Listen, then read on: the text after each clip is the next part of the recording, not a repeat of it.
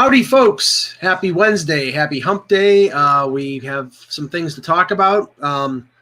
Some things regarding the KHL, which could have NHL implications. I believe we're doing the all-time Chicago Blackhawks team today, but we'll start with some baseball stuff. And if you saw that tweet, I forwarded you, Russ, the NFL stuff as well, if you want to go there. But start with the baseball. Okay, I'll look at the NFL now while we're doing it. Baseball-wise, let's talk about the Noah Syndergaard situation. I just literally watched him pitch literally 75 feet from 4 weeks ago. Mm-hmm. And then he had a start after that. So obviously something went wrong somewhere after that start that he had in the minors, and now he's getting Tommy John. Listen, I can't blame the Mets or even him. Every pitcher seems to get Tommy John now. So in that regard, I'm not blaming anybody. And actually, I'm okay with the state of their pitching. What I'm not okay with are the Met fans whining to try and get Matt Harvey back. Two reasons why you don't want him. First one is he can't pitch. He's a thrower, and he doesn't throw in the 90s anymore. And the second reason is if he goes back to New York, the amount of press that he'll get for a menial minor leaguer will disrupt the entire organization. And I don't see the sense in it. Let Lugo become a starter. He doesn't want to be in the bullpen anyhow. And you run the bullpen a little short until Betances gets there. That's fine. I would rather roll that way. Now, Jan, I compared the potential hype of Matt Harvey coming back to Tebow because neither can play anymore. Right. So, look, everybody loved the Dark Knight for a while. I mean, he was the big persona in New York. He was their main draw for several years early on. I was at the All-Star game in 2013, and trust me, it was a show when he took the mound. Trout hit the triple, and then he retired the side afterwards, and the place went absolutely ballistic because, in full disclosure, Mets didn't have much else to root in 2013-14. Sure. And then, look, I was at Game 5 in 2015 in the World Series. So was I. And I know a lot of people will argue that he should not have stayed on the mound, and Kansas City's nice revisionist history, they thought they were getting to him. He blazed through the 8th inning. He did. I had no issue. I did not have one iota of issue with him starting that inning. At best, I said Collins should have pulled him after he walked the first guy. Yeah, I should have gone with that. He missed the spot on Hosmer's double by a foot. There's no doubt if you watch the replay, watch where the catcher set up and watch where the ball was on the outer half. So Harvey was larger than life. You can say that he sacrificed himself for the team if you believe in that. Bringing him back. If he could still pitch, I'd have no problem bringing him back. Right. But as Russ said, I don't think there's much of there left anyway. If you maybe signed him to a minor league contract and shipped him to the minors and saw what happened and see if he had anything left, maybe. But clearly not as a major league contract for sure. But even as a minor leaguer, I just think it's a disruption. I don't feel bad for Matt Harvey because A, he stayed out too late and partied too much, and B, he came in out of shape in years, and he just relied on his arm strength. And when that fastball started to go, so did Matt Harvey's career. And I appreciate the time that he gave us on the mound, but that time has passed. Well, I mean, you could say Russ that like reporters for the Daily News or the New York Post would be padding their mileage to drive to Binghamton if they sign him for minor league. Right, but how realistic is it? It's like I made the comparison to you earlier. I can't remember what year it was, but I think it was like 2009 or 2010 when the Yankees signed Mark Pryor to a minor league deal. Now, I had a vested interest because I had Mark Pryor on my Stratomatic team. I drafted him in the first round, and then he blew out his arm and he was gone. And I was like, gee, I hope he could come back and at least pitch well for the Yankees. And he never got there, but. I mean, really, it was just a little bit of a distraction. But for the Yankees, he didn't have the hype. If he'd have gone back to Chicago on a minor league deal, I still don't think they would have had the hype anymore because of the injury. Oh no! Hold on, there would have been because I was at a show at his height, and I was looking at Mark Pryor autographs for fun, and a guy had it at like $200, and I said, "Really, for Mark Pryor?" And the guy said, "He's the next Seaver." He said that to me. Well, a lot of people thought that Pryor was the next great thing. Well, you know what the funny. I mean, Russ, he was in his prime an upper tier pitcher. Yeah, so was Kerry Wood, but it didn't last. You don't. And Wood also had the arm injuries. The funny thing was, I remember because I listened to this when I drafted him, and he did have a couple of great years. They were saying his mechanics are so fantastic, he will never have an arm injury, and then he blows out his arm. It's like, and that's the thing. Go ahead. The fun, interesting part is with Syndergaard, right? There's, if you read what Rick Peterson and other people have said, is they've talked about him dialing down potentially the velocity for several years now to maximize his longevity. And part of it is that the question still has to be raised. 2 years ago we got big and bulky. This past year he seemed to focus a little bit more on flexibility, but he's also one of those that has relied upon the velocity of his fastball and his slider. Sure. When you look at body type. He's still big and bulky, though. I saw DeGrom to Syndergaard, right? DeGrom is wiry. Yeah. He's not really strong, but he also can get it up to 97, 98 when necessary, but it's not a consistent. He escalates and he adds and subtracts. Right. He is a pitcher, right, not a thrower, and that's what we've said about Syndergaard for years, which is the problem. Which is exactly what I said to Russ yesterday. It's like DeGrom could pitch into his mid-30s because he is a pitcher, because he can throw change-ups and throw change of speeds and alternate his fastball in and out and up and down. Syndergaard just blew it by you. So the best example of that is, MLB is doing this thing where they're replaying games for each team of like planning, clinching, etc. They're replaying Game 5 of the 2015 NLDS against the Dodgers. Now, Russ, you remember DeGrom had nothing that day. Yep. And literally on pure guts, he figured a way to get through 6 innings. Well, that's what I told Mike offline. That's what great pitchers do. He was a great pitcher. He is a pitcher. He figured out what worked and what didn't, and added, subtracted, moved the ball up and down, and figured a way to get his way out of it because he pitches, not just throws. Yeah, Syndergaard, he's not going to learn how to pitch. He's had enough time to learn how to pitch. He is what he is, and if he comes back throwing mid-90s, that's what he's going to come back throwing. But I'm telling you, we could all say, dial it down, do this, do that. He is not going to do it. Well, he's a free agent after next year, so it's going to be. I know, and someone will sign him. And see, the thing is, I always think about a power pitcher changing to a craftsman, if you want to call it, I always think back to the 70s and a guy like Frank Tanana, who was a fireballer with Anaheim or California, and then when he was with Detroit, he was still an effective pitcher, but he was like Jamie Moyer. He was like he could break 75 miles an hour. But very few guys do that transition. Well, you had one in New York recently, Mike. Yeah. You had one guy in the Yankees who did the same thing. Sabathia. Had no choice. Yeah. But the ability to morph into that pitcher, I mean, we know Syndergaard will come back and will still probably throw 93, 94, 95. That 5 miles an hour is going to be the difference between him being a dominant pitcher, though. If he learns how to pitch, then he could still be effective. But that 5 miles an hour for him will be bigger than anybody else. So anyway, just say this one thing, and then we'll get started at because I think we can talk about this and then also connect it to what's going to happen or what potentially could happen in the NHL. Roger Goodell is fighting against his own general managers because the general managers in the NFL want to push the draft, which is I think April 23rd. 3rd to the 25th right now. Yeah, they want to push the draft into May.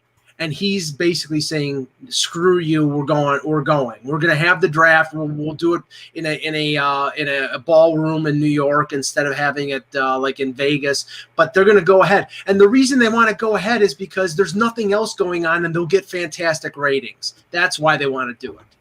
Yeah, I mean, they can do this remotely, can't they? I mean, does this have to be something? They'll do it by conference call. They'll do it. I mean, it doesn't have to be. It should be really safe to do it. So, well, the only issue is. If they're going to do it via conference call and it's going to be as bad as the MLB draft and not having players there, they're better off pushing it back. And that's where I think Goodell's making a mistake because if you have the NFL draft without the players there, nobody's watching for 2 days. Nobody.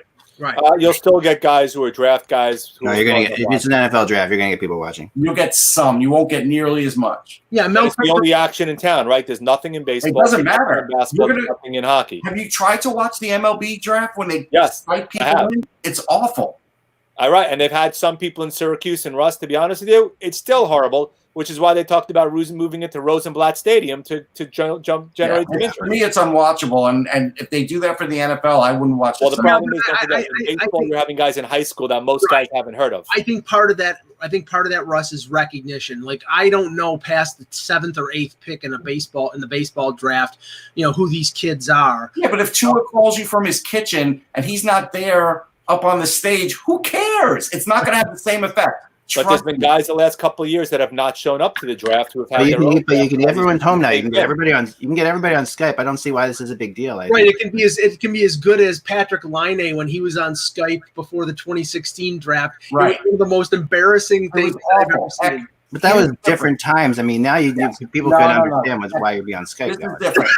Here's what I implore you to do. Go watch 5 minutes of the WWE without any fans. Oh, my God. And tell me what you think of that, because that's exactly what's going to happen at this event. Same thing. I saw that yesterday. I saw that a couple days ago. Paul Heyman standing in an empty ring with what's his name? The big the guy who crossed over to US. Brock Lesnar. Brock Lesnar, you're right. And Lesnar's just standing there looking like flushed. Looks the coronavirus. Looking there like with his stare on. And Heyman, there's no crowd reaction. There's no booing. It was horrible. Same will happen to the NFL draft. Trust me. That's why they should wait a month. All right. Well, I don't think enough. I don't think a month will be enough. Well, I think there's ways. There's ways to get around. If they're not being creative enough yet about this thing, there's ways to do it. Like you could have a Zoom conversation with 100 fans from each team that win prizes to get into that Zoom conversation, and then you have a board with 100 of them, and you can get their reactions, and they would be cheering. I mean, there's ways of making this work. You know what? I would love to see a Zoom conversation with anybody the Jets draft. That would be a gong show. You have no idea how some of these fans are. Oh, I know. That's what I'm saying. I mean, it'll be great. It'll be great TV. I mean, like, I'm not saying it's going to be like everybody's got to think outside the box here. They have to think outside the box. All right, let's get going here. You need well more than a 7-second delay. Let's put it that way. Yeah. All right, what the hell's the date today, man? I left my phone. 25th. Thank you. It's Wednesday, right? Yeah, sure. It is. Yes, I believe so. Okay. Hello, Hockey World. It's Wednesday, March 25th, 2020. I'm Mike Lagello, I think. I'm Jan Levine. I'm Russ Cohen from Sportsology. And I'm Eklund. You're watching the Hockey Buzzcast on HockeyBuzz.com. This is the podcast that comes every Monday through Friday to fill you in on the comings and goings of the hockey world, brought to you by people like you who watch it every day at patreon.com/hockey, where you can support the show and give us like $5 a month or $10 a month, as a couple you did yesterday, to thank us for doing it. We really appreciate it. It means a lot. Today on my side thing here, I've decided to play another really bizarre game. I'm playing the all-time Rangers team, which was selected by Russ and Jan and you fans out there as well, against the Japanese national team. So, well, not with Laidlaw. If you have Laidlaw on that team, that is not the team Jan and I. I know. I vetoed. I had to put Laidlaw on there because it was the sixth defense, and I had to go with him. So he already cost the game. Why would you do it again? He didn't cost the game. You guys won. No, but I thought I was trying to find a team that they should definitely kill, and I picked the Japanese national team today. So we'll see. Right now it's 2-0 already with 9 minutes to go in the first period for the Rangers. Is Taro Tushimoto on that team? Probably. No, he's a fake person, Ek. There's no such person. I don't know. Anyway, I don't know any of these. We clearly have jumped the shark at this point in time. Yeah, that's something. That's something that I like to see like what would happen in a game like this. That's all. That's what we're gonna do today. We're gonna have fun. We're gonna have some fun with a couple things, and I really wanted to also my thing I did today, which is getting a lot of people out there retweeting it and having fun with it. Is the hockey? What kind of hockey person are you? And we're gonna take the test. So I'm gonna give the test to you three folks today. Okay. And see what you guys are all about. Can we touch on the news first? Yes, we'll go to the news first, but then we will go to this. So let's start. Actually, we have a pretty good signing for the Sabres. Russ, in Samuelson, tell us about that. Yeah. Matthias Samuelson's a nice signing. I mean, he at this point, for whatever reason, what I always tell people is I follow college hockey players, but I don't follow the teams and know all the inner workings. But clearly, a lot of their third and fourth year guys, well, the fourth year guys would be gone anyhow, but a lot of the third year guys are gone. So a lot of the Western Michigan team has been broken up. And so getting Samuelson is really good for the Sabres because they can put him in Rochester. But again, he needs to be in Rochester for at least a full season, maybe two. physically, he can handle the NHL now. Skating-wise, he can handle the NHL now. But it's things like decision-making and everything else that you want to sort of let him go at his own pace. And I always tell this, if somebody is going to dominate at a level and really dominate, like, again, when we're talking about, like, Morgan Frost, he didn't dominate when they called him up. And that's what I kept saying. 4 games or whatever it was not domination. Now, Farabee hung for a long time, and he went and came back. But even he wasn't dominating. By dominating, I mean, could he be like one of the 10 or 15 best defensemen in that league? If he can, then fine. At half season, you bring him up. But he probably needs a year or two there. I'm happy for him and his family. You know, I see his dad at every Flyers game. We're the only 2 in the building that talk about Swedish and Finnish prospects. We don't even talk about the NHLers. But this kid's smart, and he's really good, and he's physical. He does have a little offense in his game, too, and that's what I think. Let all that develop. No, he's a Swedish prospect, but probably lived most of his life in America, right? I mean, he's in Voorhees, So he's an American, but you know his dad's a Swede. They go right. back. Is he considered like He's got. I guess he could play for either. Could he play for the Swedes or? No, he's been playing American the whole time. Once you play for one national country, then one country, then you're stuck. Yeah, he was born here and he's playing American, but his dad goes back to Sweden. So we always talk about Swedish players. Oh yeah, for sure. No, definitely, and there's a lot of pride there. So absolutely. Now, and I'm gonna post this after the show. The announcement that came this morning about the KHL canceling the rest of the Gagarin Cup playoffs. Yep. The interesting thing about this is, and I know that I think it was Pierre LeBrun was talking specifically about Alexander Romanov, who was a draft pick of the Canadiens, who was talking about coming over to North America after the KHL season. But it can be applied to Sorokin. It can be applied to Kaprizov, the Minnesota Wild prospect. These are players who were drafted by teams who NHL teams have their rights.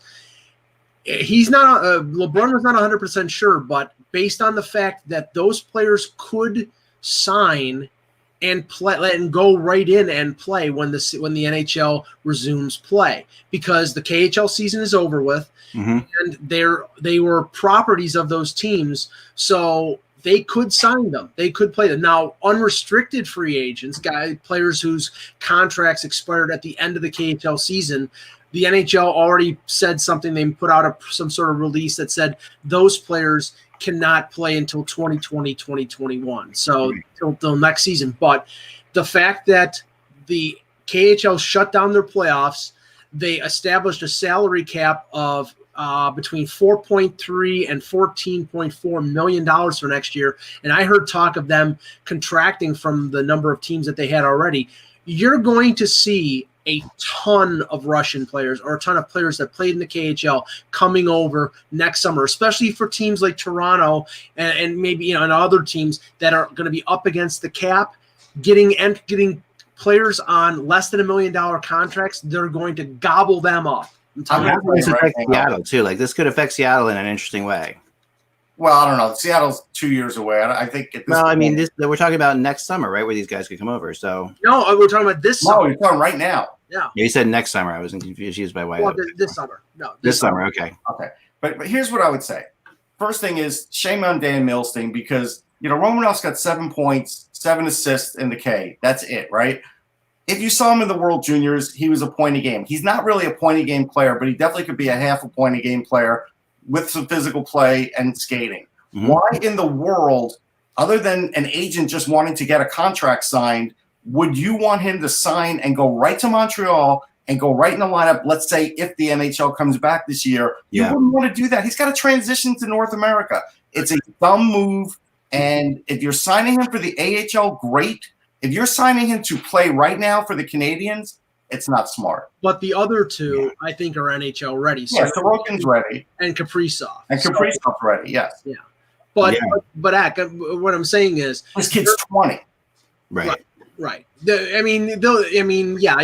could, if you're going to be irresponsible, you could put him in the NHL and play him with Shea Weber, like they did with Victor Mete a couple of years ago. How's Mete's career advanced? That's the point I'm making. He hasn't really developed as well as some people thought.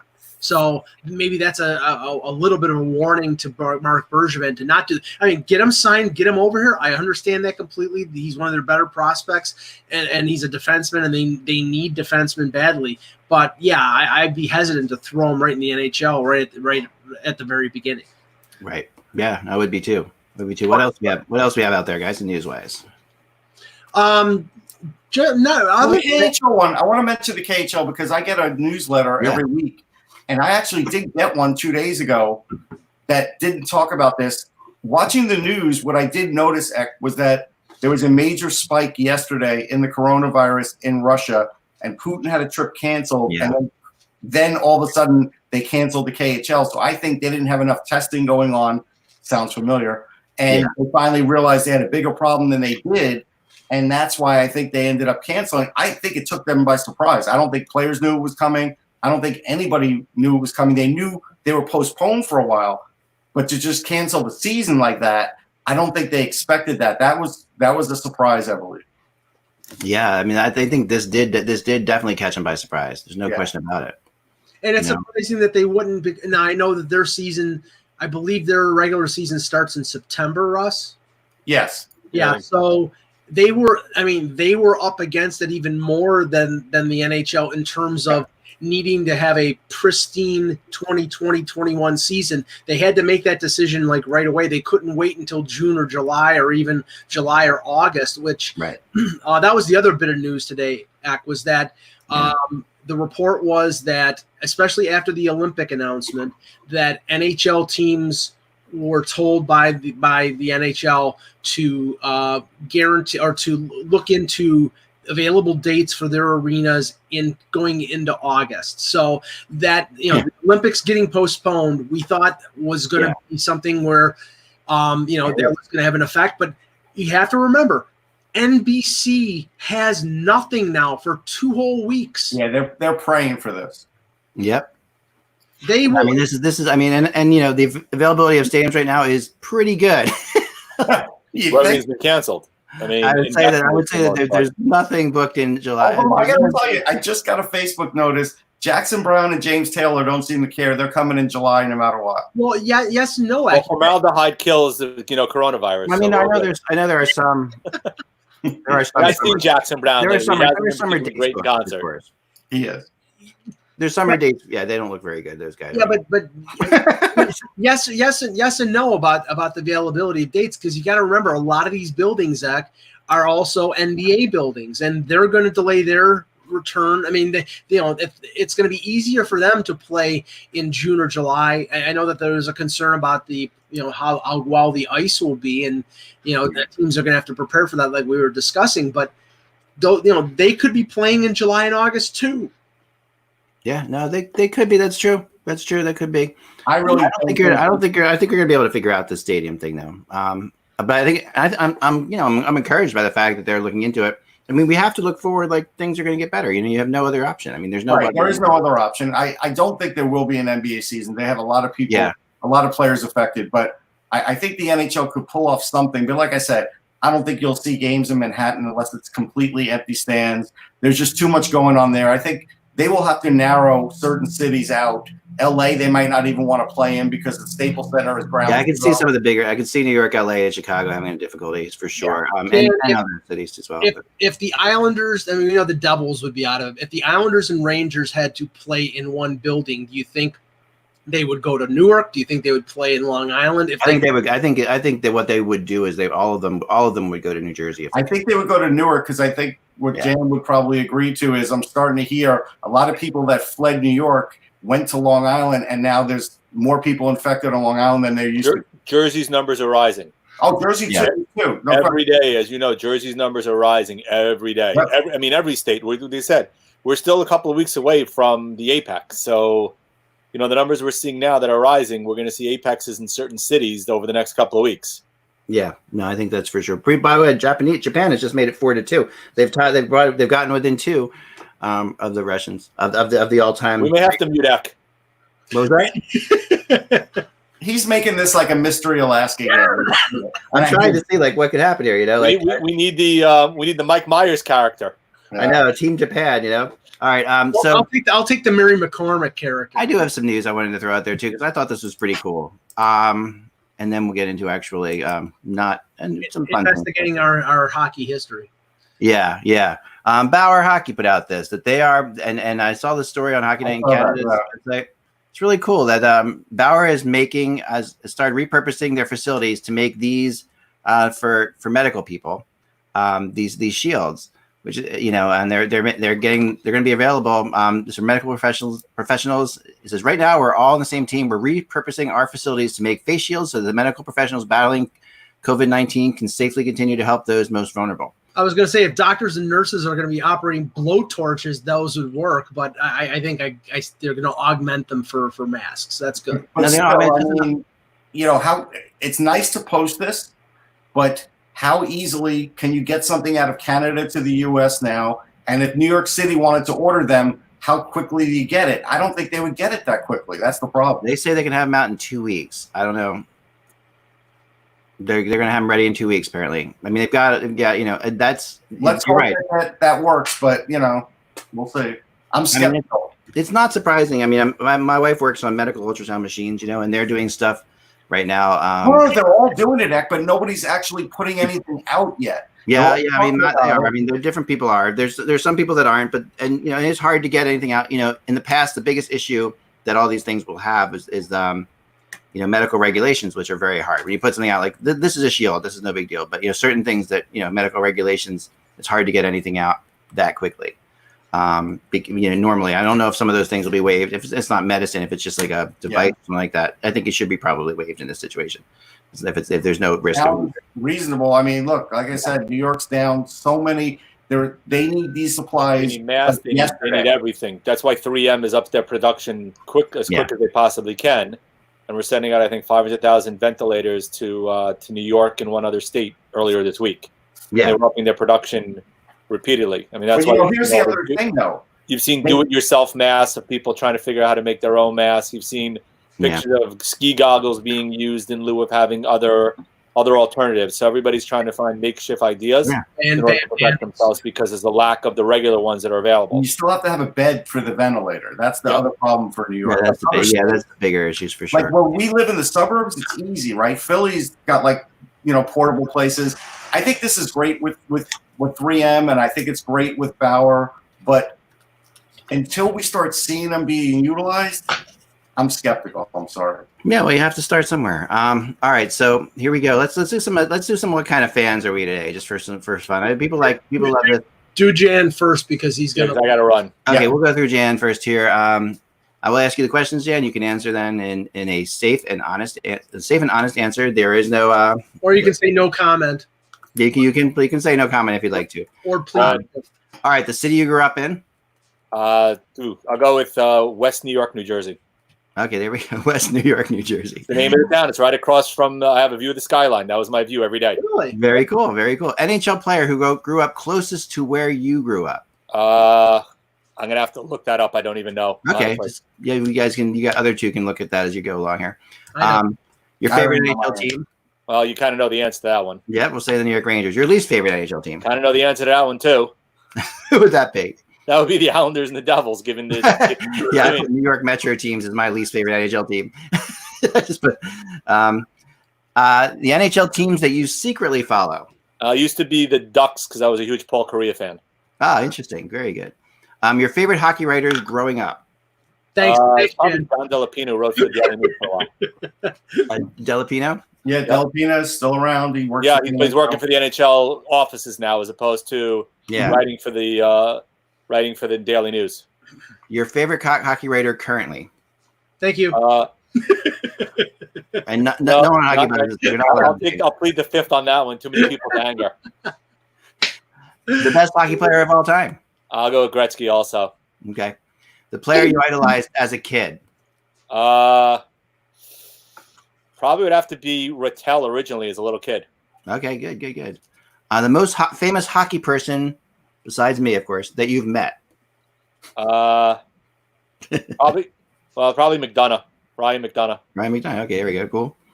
All right, let's see. Your earliest hockey memory? 1972 Stanley Cup Finals as a 4-year-old kid. There you go. Yeah, Stanley Cup Finals they have a big impression. Mine are 1975 Stanley Cup Finals. Actually, the parade in Philly. The 1975 parade in Philly was the first memory that I really have. Great. Don't they beat the Sabres? There you go. Yeah. The favorite hockey game that you personally attended? Personally attended? Yep. Wow. I have to think of that one. I mean, none of them, unfortunately, were playoff games that were great. I mean, I was with you in the press box when the Flyers beat the Rangers, so that was not a great memory. Yeah. That was an interesting game, though. I was at Game 3 when Derek Stepan got his jaw broken, and the Rangers lost that one to Montreal. That's a good one. But probably has to be, I would say, the Winter Classic, Flyers, Rangers, when the referees try to give Daniel Briere a goal in the penalty shot. That's right. Nice. The favorite, your okay, so that's favorite game. Okay, you're the best hockey game you've ever watched. You watched on television. Your favorite game you ever watched? Probably has to be one of the Game 7s between the Flyers and Oilers. Okay, yeah, there we go. 87, probably. 87, You enjoyed yeah. the Flyers That was losing a in the Brett game. Your hockey position when you played, if you played Defense. Okay, your hockey number 23. 23. Why 23? Same as basketball. Michael Jordan. There you go. Yeah, I just watched the other night. I just watched the LeBron James high school game on YouTube. That was really fun to watch. Like the first game they ever had him. Oh yeah. He played. I forget the name of his high school now. I know it too. Yeah, like with the Irish St. Mary's. Yeah, the Irish was yeah. Yeah, and they beat the team that never lost. And it was really something else. Highest level of hockey that you've ever personally played in? Jan. Be low. Be more like school level. That's it. Yep. And one NHL rule that must be changed. I think it's we need to have the 3-2-1 rule. That's all. So Gotta get rid of the way the scoring system works right now. That is mine too. Same thing we've talked about on my blog several times. The loser point or something's got to change. It's got to change. I totally agree with you. It's killing the sport. Plus, I threw in for I won't tell you my answers because I wanted you guys to get them as well. So, well, thank you, Jen. Thanks for playing. No worries. Be well, guys. See you later. See you, Jen. What kind of hockey fan are you? All right. We now go to Michael Jello. And I am not wearing gray, Terry, in the chat. You're wearing green today. Green. Yes. Okay. Green. Okay. Here we go. City you grew up in. Cheektowaga, New York, land of the pink flamingo. NHL player who grew up closest to your town. Bob Beers, former defenseman for Boston Bruins. He, I think he was born in Cheektowaga. But he went to a different high school, different district. So he was a couple miles away. Awesome. Favorite NHL team? Come on. Least favorite NHL team. We all know this one too. Can we all say it together? No, yeah, I don't think it's not Buffalo. It's the Canadians. It's the Habs. It's definitely. We all know that one. That's easy, right? All right, everybody. Yeah. We should see if the chat room can actually guess these answers. Yeah, but we want to be here till 7:00. I know we won't do that. But anyway, if you can, guys, if you want to throw everything in pretty quickly, here we go. All right. NHL teams that you secretly follow, Mike. Secretly follow. I follow them all, so I can't. That really is not. I mean, but if there's a night when there's a game on and all the teams are playing except for the Leafs, I like Colorado. I find them very entertaining. There you go. Okay. Favorite hockey writers growing up. Jim Kelly, the Buffalo News, and it's funny because somebody posted a picture.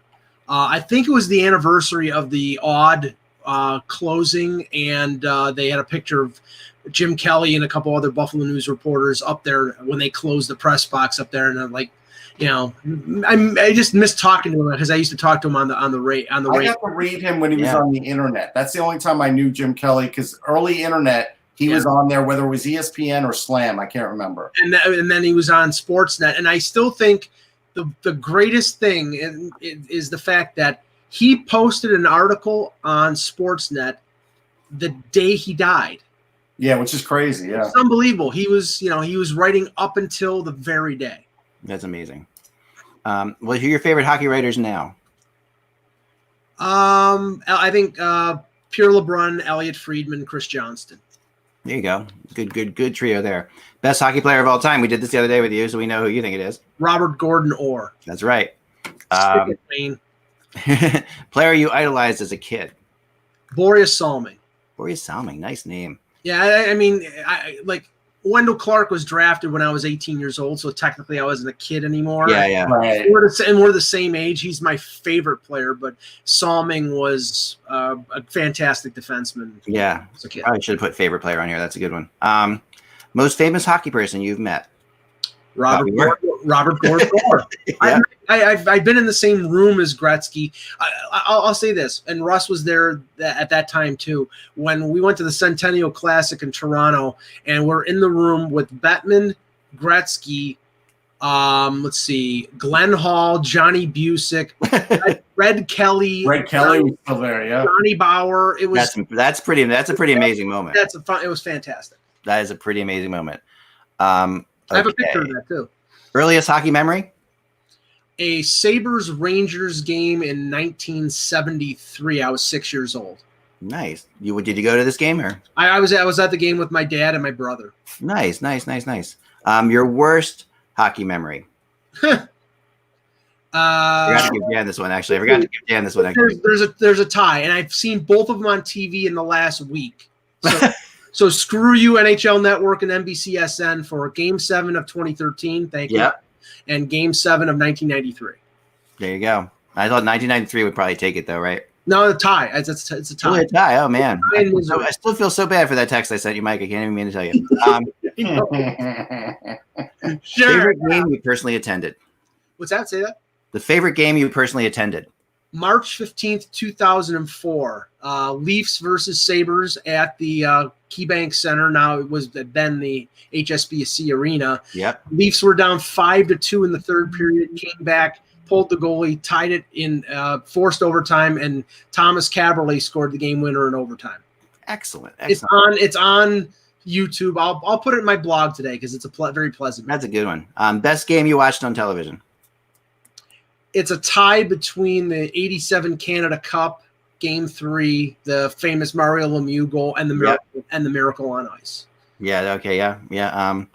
You actually watched the Miracle on Ice live, which we didn't get you into. On Your hockey position. So say that again. Your hockey position. Goalie. Yeah, you were goalie too. Your hockey number. Number 1 because I am. There you go. And why? That's why, not because you're number 1. No. I number 1 because it's a goalie's number. There you go. Highest level of hockey you played? Street hockey. Nice. And one NHL rule that must be changed. The instigator rule. Burn it. Destroy it. I'm not fighting back. I like it. Thank you for playing. What kind of hockey person are you, Mike? Appreciate it. And now on to Russ Cohen of Sportsology. City you grew up in. Be an interrogation. Go ahead. City you grew up in. North Massapequa, New York. Very close to the Seinfelds and the Baldwins, but it's just across the tracks. There you go. NHL player who grew up closest to there. Sonny Milano. Sonny Milano. Right. Favorite NHL team is obviously the Rangers. Least favorite NHL team? Islanders. NHL teams you secretly follow? I really, because of the prospecting that I do, I really do watch them all. Like, it's just, it depends on the year. Like Mike said, right now I'm watching Colorado because of Makar. If it's a couple of years ago, I'm watching Buffalo because of Eichel. Like, it all depends on that. Well, you spend a lot of time in the Flyers press box, so I would say you have to have you follow the Flyers. Oh yeah, I mean, I watch almost every Flyers game. I'm at almost every Flyers game because I'm in the market and I'm writing about it. Same with the Rangers. Yeah, it's kind of hard not to follow a team you spend that much time around. The Metro Division, I watch a lot of. Yeah. Okay. The favorite hockey writers growing up? Kevin Allen is definitely one. Larry Brooks, Frank Brown. Those are the three that, because I got into hockey a little late, like when I was 9 years old. So those are the three that I really remember the most. And your favorite hockey writers currently? I'm taking the fifth on that one. That's okay. You can say it. There's too many. I'm going to get destroyed. It's okay, Russ. Go ahead. Best hockey player of all time? It's Wayne Gretzky. Yeah. Oh, stick it. Player you idolized as a kid? Well, I'm going to go with the first one, and that would be Ed Jockerman. Ed Jockerman, there you go. Okay. Most famous hockey person you have met? Us. I've had a short conversation with Wayne Gretzky and a longer one with Gordie Howe, so it's like a toss-up. Wow. Yeah, I'm with you on. Okay. Earliest hockey memory? Earliest hockey memory was the 72 Stanley Cup. Okay. Worst hockey memory. 84 Ken Morrow overtime goal because he doesn't score goals. right. Favorite game you personally attended? I'm going to go with, and I think I'm going to say it was 93, the Ty Domi game where, he had the 3 fights against. That was tremendous. That game, I was in the blue seats. I was bringing a fan to that game. And it was just, that was against Chicago, right? Because it was Probert. No, yeah. Detroit. All right. It was against Detroit. And I brought a Detroit fan with me to sit in the blue seats. And I told him, I said, look, you're going to get harassed. He goes, I don't care. I'm going to do it. I'm like, all right. And luckily they were pretty good to him. But every time there was a fight, I was like, oh boy.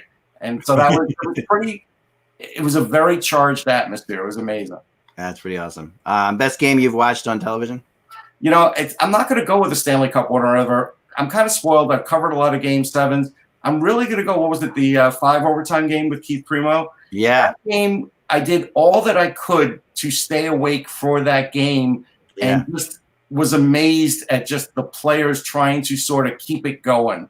To me, it was an incredible game to watch. I have a great story about that game real quick. So I had just gotten engaged. And was not yet married. Was about to get. Well, no, I was about to get married. Like a month later, I would get married. So, but I was living with my wife at that time fiance, living in Sin, and I had gotten her to watch some hockey, but I'd never gotten her to watch like a playoff game from beginning to end. And I said, I want you to sit down and watch like playoff game tonight with me from beginning to end. And she's like, all right, I'm going to watch it from beginning, because she would always watch it and then sort of get disinterested and wander off or whatever.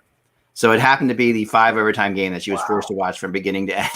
So once you got hooked on it, you couldn't not watch. Yeah, it was so interesting. The story it was such a classic like heavyweight type battle. Yes. Of like guys hanging onto the ropes, and barely. I'll be honest, my eyes were fluttering. I kept saying, somehow I got to stay awake for this. Yeah, that was insane, and I would have. It's the kind of game that if your team loses when you're watching that game, it's unbelievably devastating. But my team, of course, won, so I was really happy about that. You were happy. Now your hockey position. My real hockey position was wing, but then when you saw me in media games, I would play defense because it's easier. Yeah, there we go. It's easier, right? Your hockey number. It's still 41 for Tom Seaver. I just ported that over to any sport I played. Nice. The highest level of hockey you've played? Deck or roller hockey. Deck or roller hockey. There you go. And one NHL rule that must be changed. Get rid of the trapezoid. There you go. That's my other one. So you guys both got my 2 rules are the point scoring system and the trapezoid. Absolutely. Trapezoid is ridiculous. I think the instigator rule is most important. I will. That's a good one too. All right, I'm gonna do. I will interview myself just for the fun of it. Interview yourself. That's good. All right, unless one of you guys want to jump on my blog and interview me, Hang on, I can do it. That'd be easier. That would be easier for me than interviewing myself. But that rules that must be changed are a good topic. We'll definitely get into that one for sure. But hold on. No problem. Thanks. I can get it. All right. HockeyBuzz.com, Russ. HockeyBuzz.com. No, I'm on it. Okay. Well, your answers are here already. I know, but you can just do it. That's fine. I'm doing the same. City you grew up in. All right. I grew up in Cherry Hill, New Jersey. NHL player who grew up closest to your town. Bobby Ryan is a Cherry Hill guy, but Johnny Gaudreau is pretty close. Right down the street. Favorite NHL team, Skip? The Flyers. Least favorite NHL team? All the New York Metro teams. I thought at one point or another, at different points in my life. It's really funny. I thought it was going to be started off with the Rangers, we moved to the Islanders, then to the Devils. Yeah, mine started with the Flyers, moved to the Islanders. I feel the same way. NHL teams you secretly follow? The Predators, the Canadians, and the Sharks. It's not a big secret, though. I know, we've talked about that obviously a lot. You wear your heart on your sleeve. Favorite hockey writers growing up? Kevin Allen, which makes it incredibly awesome to have gotten to know him over the years, was one of them for sure.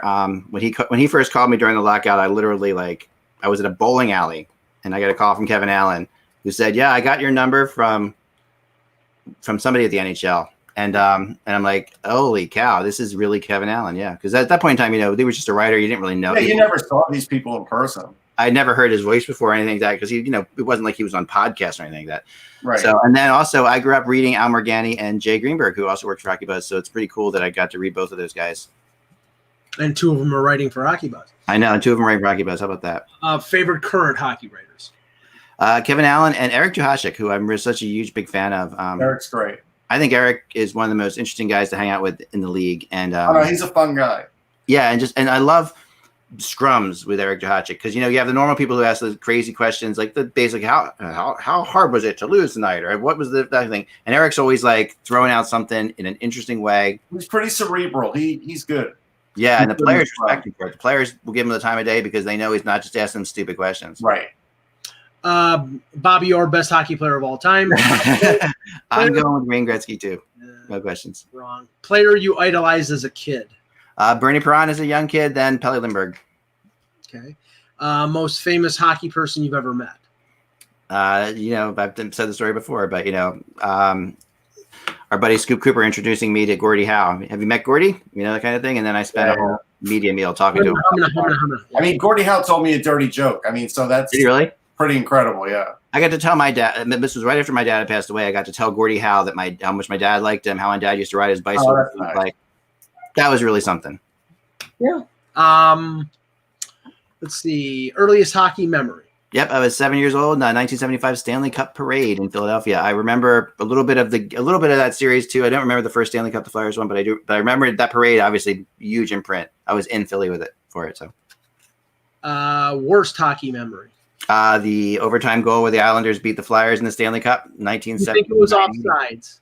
Yeah, that play wasn't offsides, but it was offsides earlier in the game. But that particular goal itself, that was the year the Flyers had the 35-game unbeaten streak. It was just a devastating. Yeah, what it's a real shame. What is a worst call? That or home run throwback? Whew.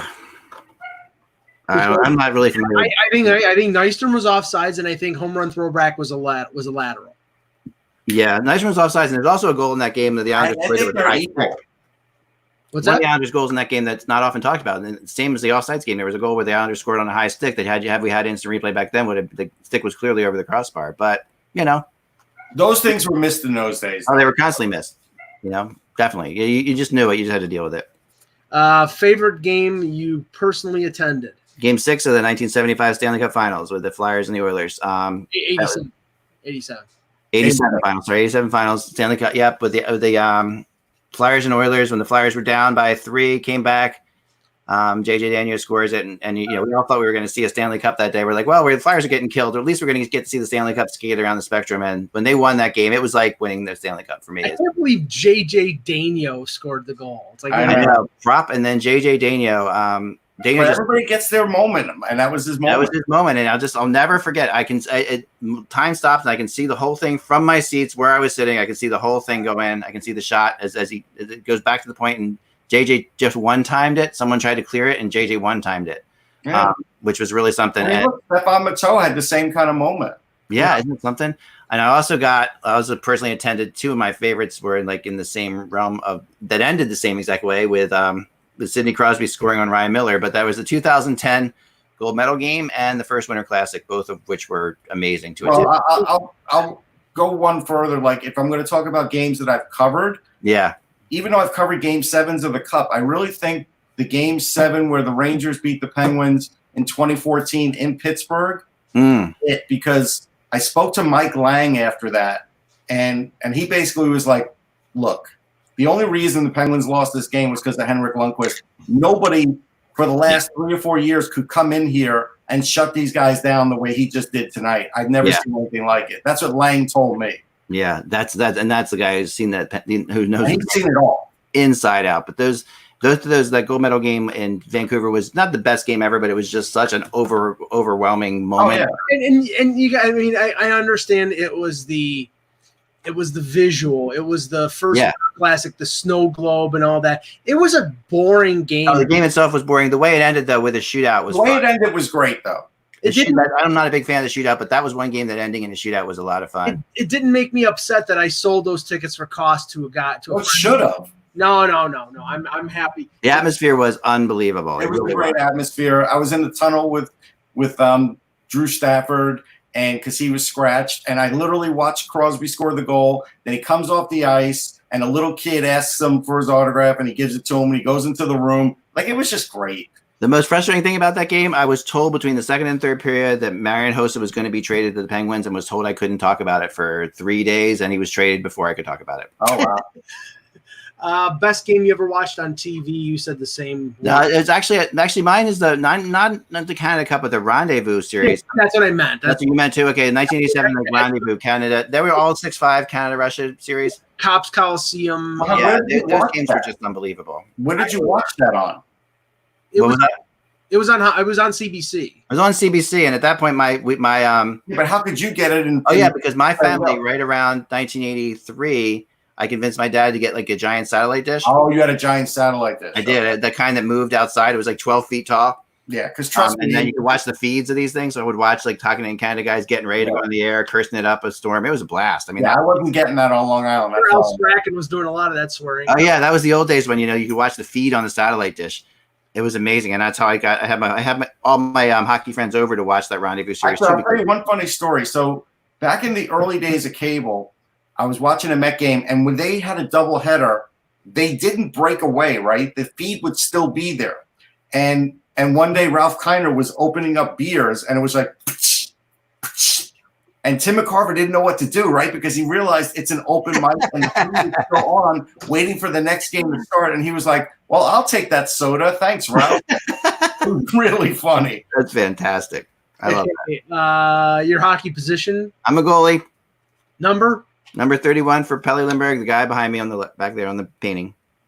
I told you the painting story, I think, before, but if I haven't, it's really that story is pretty amazing. I went to the game after Pelle was killed, and I got there late because I had a hockey game of my own. And I'm walking in, and they were having this like ceremony inside, and they were having the whole thing. They had a big, like memorial service for Pelle Lindbergh. And as my mom and I are running up to the stadium, a guy sees me with my Pelle Lindbergh shirt, grabs me and says, "Hey, you, come over here." It's like, I have something. I painted this. I can't keep it anymore. It's just making me too sad, but I wanted to give it to a Lindbergh fan. So I walk back to his car. He opens up his trunk. He pulls out this painting, which is like rolled up in a thing, on canvas, pulls it out and says, "Would you like this for $10?" And I'm like, "Yeah, I'd love it. Thank you very much." And that's how I got that painting. Wow. So, which was just like, so you can see it back there. And it was such a cool painting. And I just absolutely. So somebody stole it and you bought it out of their car. That's maybe that is the actual story. Too, Russ. That's the way I read it. That photo on the other side of the painting is my first album cover from one of my bands. Someone did that photo. So anyway, yeah. So that's that story, Pelle Lindbergh. Yep. Highest level of hockey you've played. I think this is the same as Russ, which I would say goalie for the USA Media. Yeah, I mean, at an NHL All-Star weekend in North Carolina, where I got to stop Cassie Campbell on a breakaway. That was my moment. Cassie Campbell. I don't know if you played in that game or not, Russ. I was in that game. Baker was in that game. Right. Okay, yeah. So I got Cassie Campbell came in on a breakaway, and I stopped Cassie Campbell, legendary, maybe best woman ever to play hockey. I was next to Rob Simpson on the bench. He was one of my line mates. I figured might as well be next to the 6'5" guy just in case. Yeah, Rob looks like he played hockey, but didn't. He looks like he really, when you see him, they're like, he's a massive guy. He must be a former hockey player. Anybody in the media that looks like that is usually a former hockey player. Otherwise, they look like Russ or we don't look like former hockey players. But Rob looks like a former hockey player. But Rob was.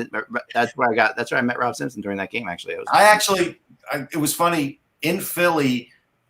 Baker asked me. She goes, "Hey, are you going down to Carolina for the All-Star game?" And I'm like, "Yeah." She goes, "Are you playing the media game?" I said, "Yeah." And she goes, "Can you take my equipment?" So I actually brought her equipment from here to there because she didn't want to put it on a flight because I guess either she didn't have the money or she, whatever. Who knows? That was funny. Well, I didn't know about the media game until I got there.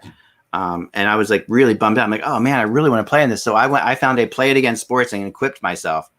And then returned the stuff afterwards. And I told him what I was doing. I'm like, listen, I'll get you some programs from the All-Star game. I'll get you something, but I'm in the media. Can I get a couple things? So they were so nice there in Carolina. They're like, sure, take all this stuff. And I took everything. I didn't even give them the deposit, but I had my pads and all this stuff. And I got to play in that game at the last minute. And since then, I've definitely carried my equipment around with me a lot to different events to play. And my rule is what we talked about before, which is like that, that we'd either need 3 points for a regulation win or no points for an overtime or shutout tie. One of those has to go one way or the other. And the trapezoid is ridiculous. And I'll go with Mike on the instigator too. I think all three of those rules are absolutely. I think they're all just. They're all stupid. I have a question for you guys. Third man in penalties. Remember that when we were a kid, that third man into a fight was such a big friggin' deal. Like if there was a fight in hockey and after a while, it wasn't always there. Because the third man in back then, and I'll use this one as an example. I think it was like 1990 or 91. An unusual fight between two very skilled players, Denny Savard versus Gary Lehman, in a Leafs Hawks game.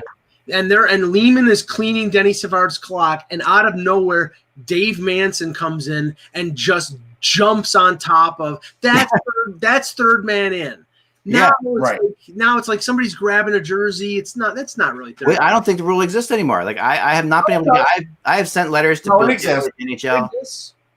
Is it still in the rule book? Because when we were, if you guys remember growing up, that was like, I remember that was always a factor on my mind. Like if there was a fight, if someone else grabbed me, even if someone just slightly grabbed a guy who was already fighting, we're like, oh, that's going to be third man in. He's going to get kicked out. And they would say, they would eject a guy immediately for a third man jumping into a fight. I've seen that happen constantly now. And I have not seen, I don't know when the last time that rule was used. When was the last time you saw somebody kicked out of a game for being a third man in? David Clarkson got suspended for 10 games for third man in. Okay, David Clarkson. So that's a while ago. But he came off the bench, and that was the thing. Off the bench, that's even bigger. I mean, we're talking like if there was a fight going on and someone at all would touch a guy. No, I know, but Patillo got 8 games for coming out of the crowd and fighting. That was that against the Kings. That was that playoff game. Yeah, I mean that's like a different thing, but the funny thing about that one, Ack, is that Patillo was fighting the third string goalie who was in street clothes. Yeah, right. And it's the uncle of JG Pajot, Paul Pajot, right? The third string goalie, because he was trying to prevent Patillo from getting to the LA Kings bench, and he got the crap beat out of him. He did. He really. Oh yeah. Well, that's what he wanted to do. He wanted to tie Patillo up. Well, that was the time, man. Those were the days. I mean, that was like. Patillo was a jerk, man. He was really got underneath people's skin. I got to know him a lot. It's actually funny how smart and he was a really good hockey coach. Yeah. And he actually, because he was a Golden Gloves boxer, right? He learned that before he learned how to skate.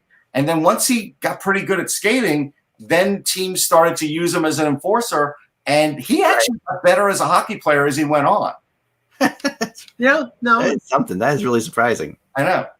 I mean, it was one of the weirdest things we talked about the other day. But when he went from the Rangers to the Flyers was such that was crazy. I mean, that just made that was one of those things. Him and Hockeyard flip flop. That could stand up to Dave Schultz. He was the only one. Yeah, he was the only one back then. Yeah, that was that was the weirdest. That was the weirdest thing for me. And I was at this game. Dave Schultz after Philadelphia, I think he went to Pittsburgh. And then he was picked up either in a trade or on waivers by the Sabres. Hey, I got breaking news. Go ahead. Steve Wino just reported that postponement of the Scouting Combine Awards and draft has just happened. Not shocked. I mean, okay, if we have a season that goes into July and August, then you can't have the draft until after that season. Yeah, I'm not going to say that that's necessarily bad. You can have the combine during whatever that cup tournament is. That you can do. Right. So you'll be here for Labor Day, Russ. Yeah. I'm not saying that's necessarily bad news. Some of that could actually be. This will be one of the few times I'll be excited to go to Buffalo because I'll be excited to do anything. Yeah, that's for sure. Think of it this way. We're living through our summer right now. These are like that's how I'm treating it. Like these are our August podcasts. That's what we're doing. These are our August podcasts, and I mean, the summer will be, like I said, I think we might be incredibly busy at some point. Incredibly busy. I think it'll actually be a lot of fun. I really hope we get there. And Thomas says that we say we're the only league still holding on to hope. He asked, are there any leagues holding on to hope besides the NHL? The NBA. The NBA still is. They're all holding on to hope. I mean, Major League Baseball. I mean, right now, like I think it was Jeff Passan from ESPN was talking about like what is the like the most acceptable season, or the minimum amount in terms of a season for baseball, and he was like 81 games. But you know what? At a certain point, even if it's 60 games, people want to see sports. right. It's going to be There's money to be made. I mean, come on, at the end of the day. There's money to be made, and I mean, it's one thing to like think about what this virus is obviously horrendous, and they actually closed down the park that we've been going to, which is just sucks, you know. Like we've been going hiking. That's why they have to do it, because there were too many people just showing up. I know exactly, and it was that was the reality. I mean, we always hiked on trails where we're the only people on those trails, right? But at the end of the day, I mean, I know they had to do it, but. We're still in March. Like people like have to. It feels like we're in May. Like when you think about the way people. Actually, it doesn't even feel like a month anymore, and days don't even feel like whatever day you say it is. They all feel the same. Yeah. No, you're right about that. You're right. I mean, week like Monday through Friday is completely pointless. What's the difference now if it's March, other than the temperature outside, or if it's Sunday or Tuesday? Like there's no difference. No, I know. It just feels as if to me like. We have like there's a whole month of April still, and there's a month of May. There's like a lot of months before we even get to. There's still a lot of time before you get to June, and to think about, I think the NHL should hold on to hope. To be honest, that's why they said postpone and not cancel. There's a whole lot of time still out there. There's like we're not fighting now. There's a fight. Oh yeah, who's fighting? Is there a fight in there? No, it looked like there was. Hold on. It's Admiral Yamamoto versus Vic Hatfield. Yeah, no, that was a goal. It was a goal. Okay. Rangers are hanging on there. They're hanging. It's 4-2 in the third. Hanging on. They're hanging on for this game. I know they should be killing things, but start a video game online league. I'm going to do that, Randy. I'm actually working on that. Tomorrow. Well, I mean, tomorrow we're going to have Kevin Woodley on from In Goal Magazine. Yes, tomorrow we're going to talk about goalies, which will be fun. It'll be a total goalie show. He's the best guy that I know. I used to write a little bit for In Goal, and he was the editor. And boy, did he teach me a ton. Oh yeah, no, he is the best, and we're going to get into goalies tomorrow in big ways. So have fun with that. My blog tomorrow is going to be about your favorite goalies and stuff like that. We're going to tie it all together. And then Friday we're going to have Pete Weber on, and we can probably do our Chicago Blackhawk all-time team or Nashville Predator all-time team if we want to do that. We'll definitely do the Predators all the time. And I was thinking with Pete Weber, maybe the Predators and the Kings. Pete was a play-by-play guy for the Kings for a while too, back way back. And for Buffalo. And for the Buffalo baseball team. Yeah, Buffalo baseball team as well. He's a member of the Bison's Hall of Fame. Yeah, for sure. All right, folks, be safe out there. Remember, try what you can do to see as much hockey as you can. Remember, without the buzz, it is just hockey. We will talk to you all tomorrow.